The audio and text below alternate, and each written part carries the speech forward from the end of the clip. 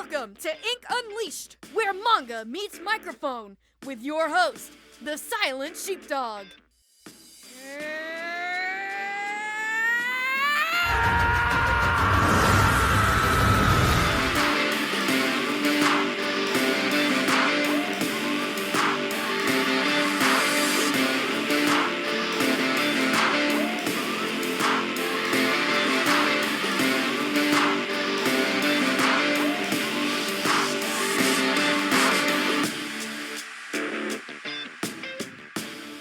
Hello and good day to you, my friend. My name is the Silent Sheepdog, manga author, illustrator, YouTuber, voice actor, and business owner, but you can call me Sheepdog.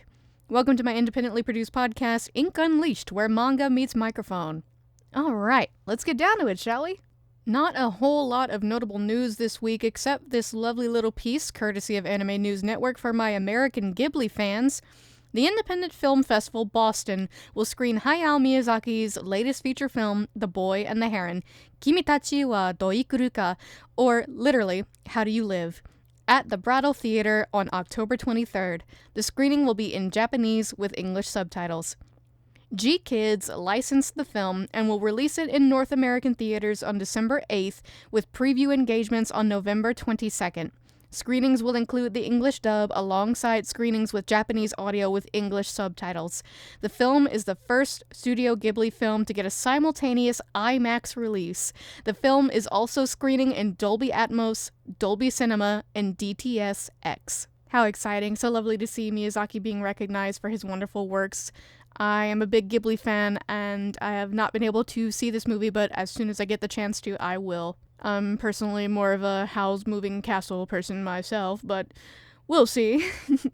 Courtesy of the wiki. And this one's going to be a little bit long, as I will be reading his full introduction, as it contains relevant information to his other works that I will refer to in this episode. 1. Stylized as 1. Or Tomohiro is the pseudonym of a Japanese manga artist who is best known for his web manga series One Punch Man, which was later remade into a digital manga illustrated by Yusuke Murata.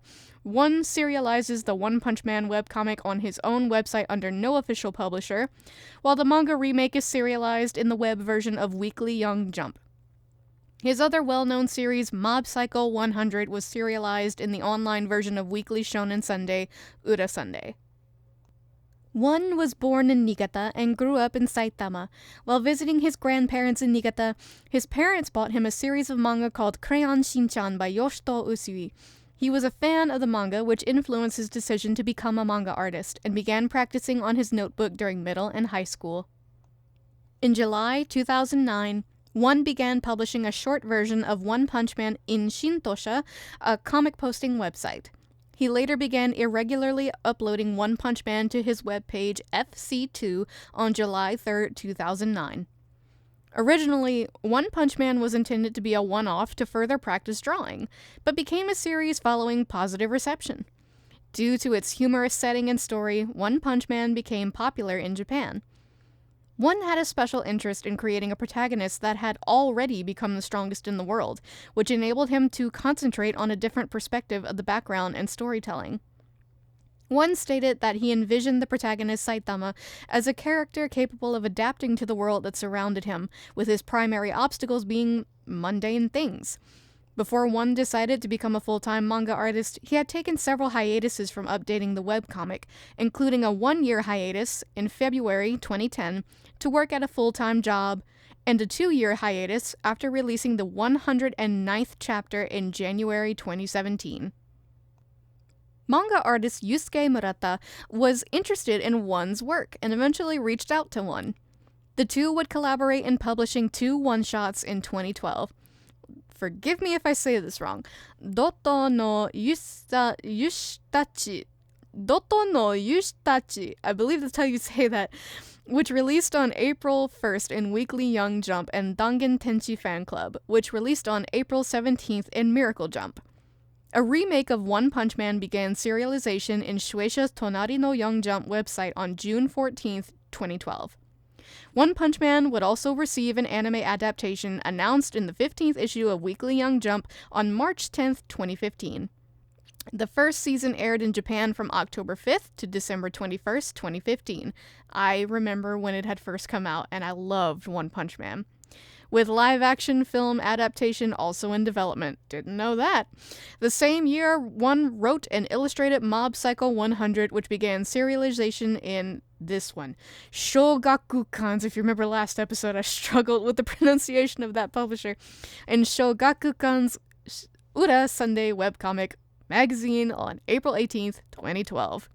The protagonist, Shigeo Kageyama, is meant to come off as a somewhat standoffish or nerdy, while also possessing heroic traits. The series finished on December 22nd, 2017. On November 26, 2022, Versus began serialization in Kodansha's Shonen Serious magazine, written by One and illustrated by Kyotaro Azuma. Kyotaro Azuma, forgive me. Episode 1, up to 9 minutes in, coincides with the story of the first chapter in the manga. And one thing I want to point out immediately, because it would be an absolute crime if I didn't, is the amazing intros and outros throughout each and every single season of this show. I listen to them on Spotify as part of my, quote, anime intros that go hard, end quote, playlist. Like, all bangers. Every single one of them. Also, if you haven't looked up Reagan's theme, which plays pretty often during like downtime or like dialogue heavy non-action scenes, it's an absolute rager. Go listen to it.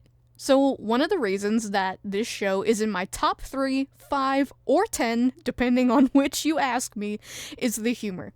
Mob Psycho is genuinely one of the funniest anime that I have ever watched and read. Both the anime and the manga had me laughing out of my seat quite a few times. The animators at Studio Bones, in tandem with the perfect voice casting, is honestly what really pulled this show all together for me and made it so wonderful and hilarious. All the way down to the small details that One-sama uses in his original art is pieced together into the animation. It's true to the source material, and that's always a lovely thing to see for a series you love, for all mediums, after the original, to stay as true to the original as possible. Chris Niosi, I believe I said his last name correctly, as Reagan, and Kyle McCarley as Mob were perfect casting choices. I don't think I could have picked anyone better if I did it myself. They really captured the energy of the characters, with Reagan being a mix of like suave yet chaotic, and Mob being this adorable, innocent, awkward middle schooler. And I also really felt like Kyle captured Mob's range of emotions really well. And side note about Kyle, as I looked through his behindthevoiceactors.com profile, I saw that he played like 5 entire characters in Baki, and don't ask me why, I just found that hilarious for some reason. I never watched Baki, I know, sue me. I might be forced to watch it at some point for this podcast, but I just thought it was a funny little detail. So, one thing I find interesting in the difference between the anime and the manga is the characterization of Shigeo, aka Mob. In the manga, he's weak and awkward, and he also has like a little bit of attitude to him, though. He's a middle school boy, and while he is impressionable and subject to being silly and naive, he does have a head on his shoulders. Although an easily swayed one, he does challenge authority from time to time.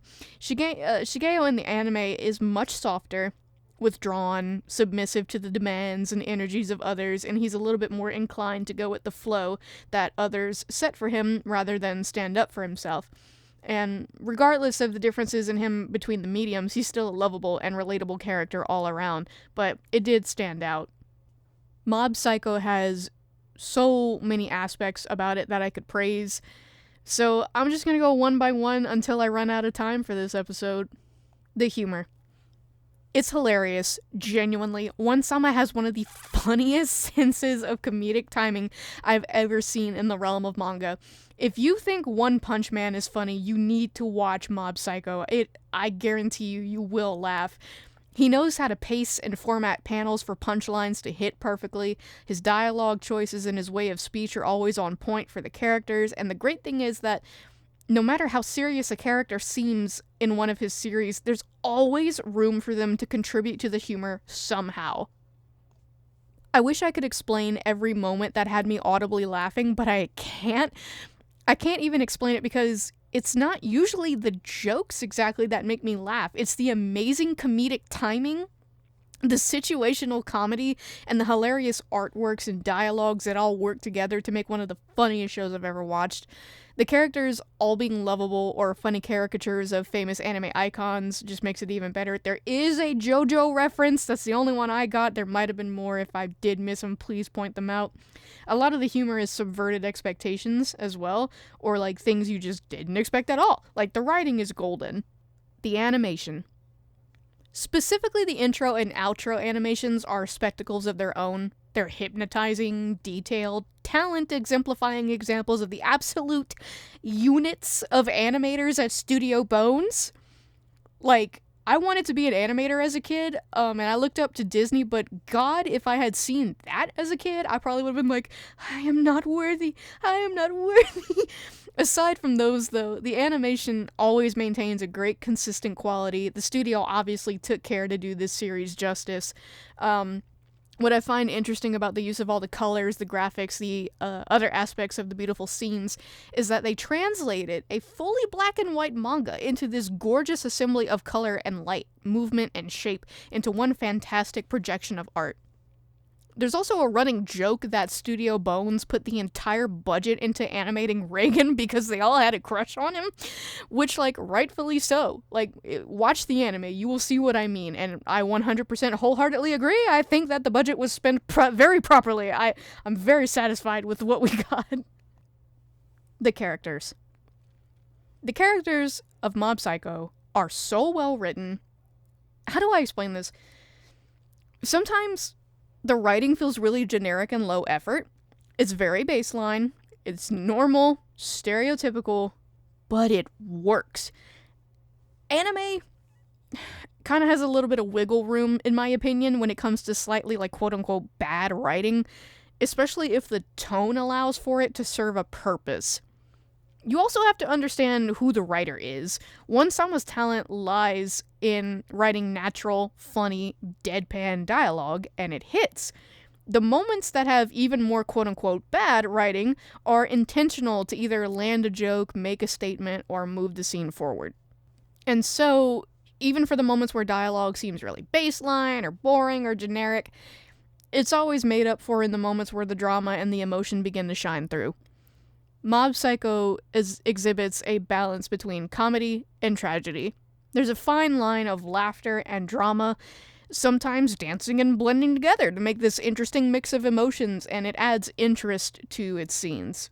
And then as a subsection of the character section, I'm going to be covering the top 3 main characters. So, Shigeo, aka Mob. Shigeo is such a wonderful protagonist. And I think I love him so much because he's different from most anime protagonists, which is a common theme, it seems, in One-Sama's works. But one has a talent for that. A talent for writing truly relatable, unique protagonists that carry the story on their backs with ease. He's a lovable little boy with a big heart. He's just a kid trying to make the world a better place and maintain a safe, normal spot in life that he simply can't because he's special. He's extremely special. And he's got a fire that no matter how far you push him, it's always able to be reignited with just a little bit of encouragement from the people he loves or he looks up to. And he holds himself and others up to a high standard of kindness and righteousness that does sometimes falter, but that's a part of what makes him human. Reagan. Reagan, my personal favorite, as all my subscribers are aware on my channel. Reagan, though a supporting character, is basically a main character of his own. Reagan's personality is so big and dynamic, he shines through in all situations. Watching scenes with him in them are always a treat. His writing is great, there's always something to either learn from him, laugh at, or be entertained by. Reagan rightfully gained his popularity in the fandom because of his humanity. On the surface and in the early parts of the series, he seems like a surface-level, shallow, shady con man. And don't get me wrong, he kinda is. But as time goes on and we get to know him, we see he's almost a reflection of Shigeo, while at the same time, his character foil. Reagan shares the same seeds of doubt growing inside him that push him to become something or someone he deeply desires. Reagan, like Mob, Though black and white on the outside share the same gray area emotionally inside. They're a wonderful duo. They have great conversations, and their relationship develops into an interesting, dynamic one come the final episodes. Not to mention his hilariously out of proportion reactions, and his think on his feet charm, and his willingness and desire to be a good mentor to Mob. Yeah, he exploits him, but go watch the show. You'll witness his redemption. It's, like, okay, seriously, it's not a moment that I want to spoil. Like, I want you to be as rewarded as I was when I watched the culmination of everyone's character development. I was bawling my eyes out. I'll leave it at that. Dimple. Dimple was such an interesting choice to be paired with Shigeo. Dimple is the spirit of an ex-cult leader who, on his last day alive, came face-to-face with Shigeo by chance. Actually, Shigeo is kind of the reason he died. Sorta. Anyway, Dimple has the potential to be even more disliked than Reagan because, honestly, his intentions are even more selfish and self-centered. Everybody rags on Reagan, but, like, really, look at Dimple. But he truly comes back from the dead and follows Shigeo around.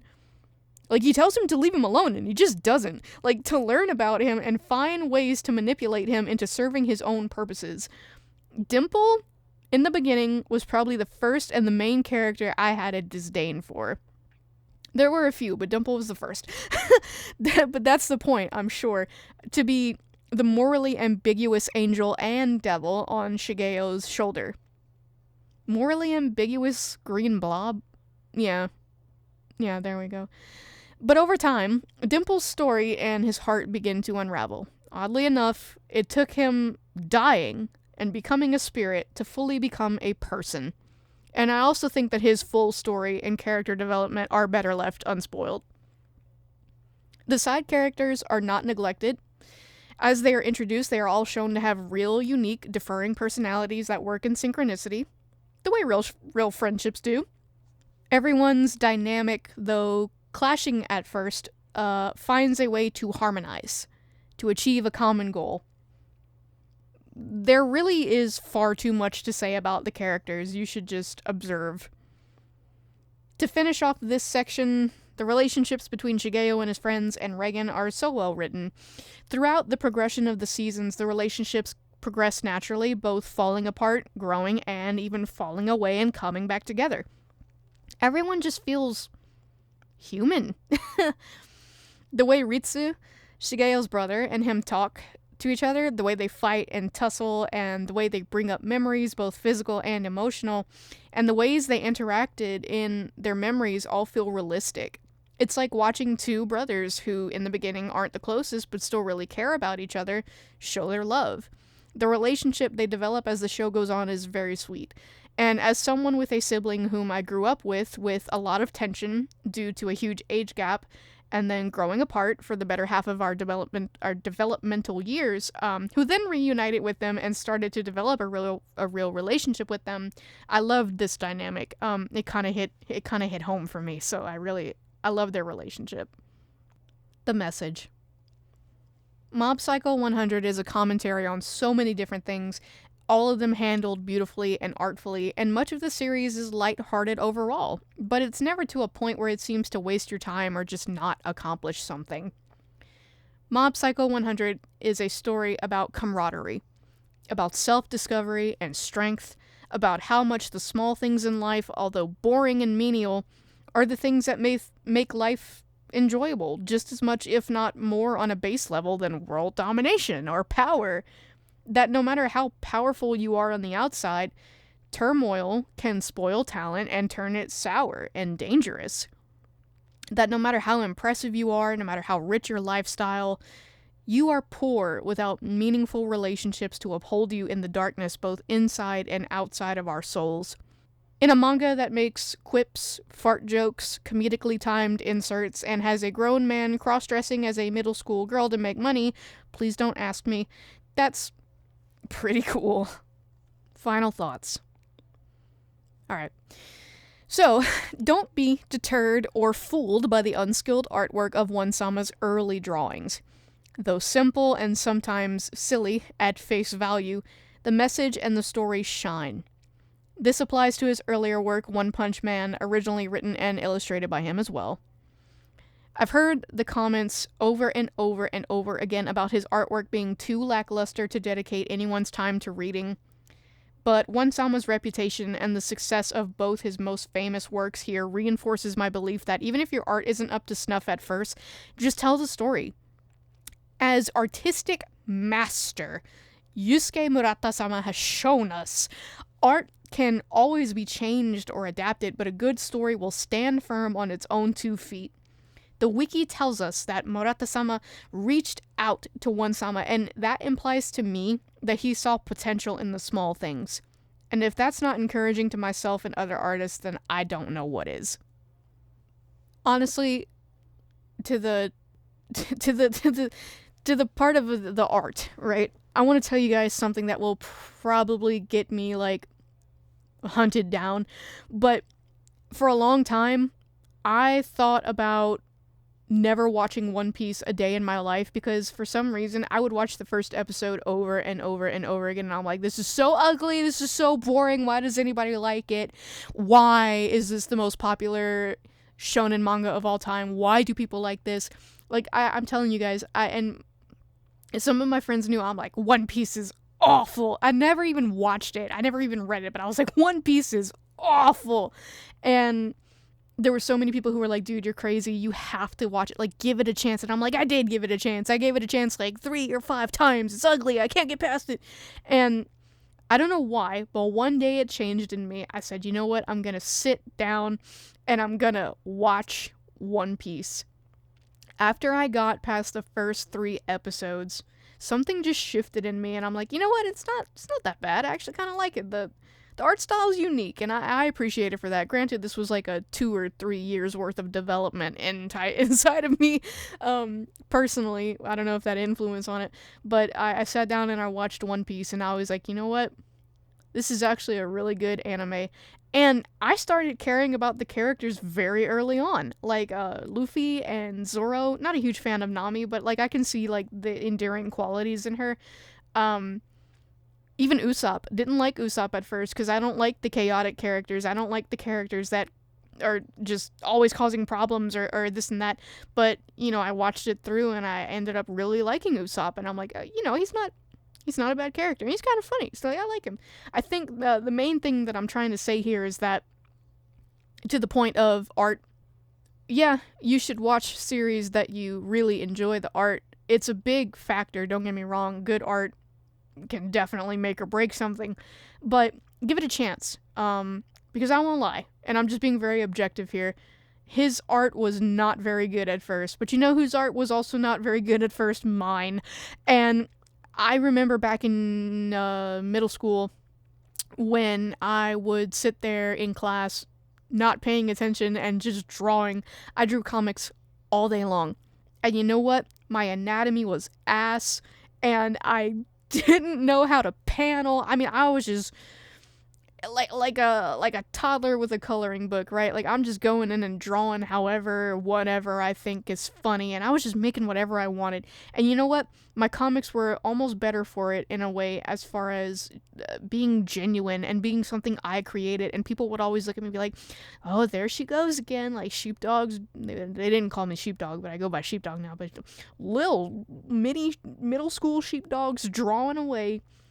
And people liked my comics. They thought it was funny because I put myself in it, and I put, like, my raw, real, genuine humor and storytelling in it. So I don't want to ramble on too long, but yeah, I've said this a million times, but just draw it. Like, even if your art sucks, know it. Just go, yeah, this sucks. Technically, I'm not at a point where I want to be, but I have a story to tell. And you know what? The right people will find it, and the right people will read it. And whoever it's meant to touch, and whoever your story is meant to get to, it'll get to them. So don't give up. Keep on drawing. No matter how bad your art is. It'll get better over time. I promise. Well, amazingly, as much as I love this series, it's a little bit shorter of an episode this week. But I hope you enjoyed this episode of Ink Unleashed. Thank you for listening, and I hope to see you back here next week, where I talk about a big, big, big inspiration to my own personal artworks. just about as much as Berserk. An anime that the theme song is currently stuck in my head and makes me and anyone else want to get jiggy. Is that weird to say? So, look forward to that, and I'll see you there. Sheepdog, out.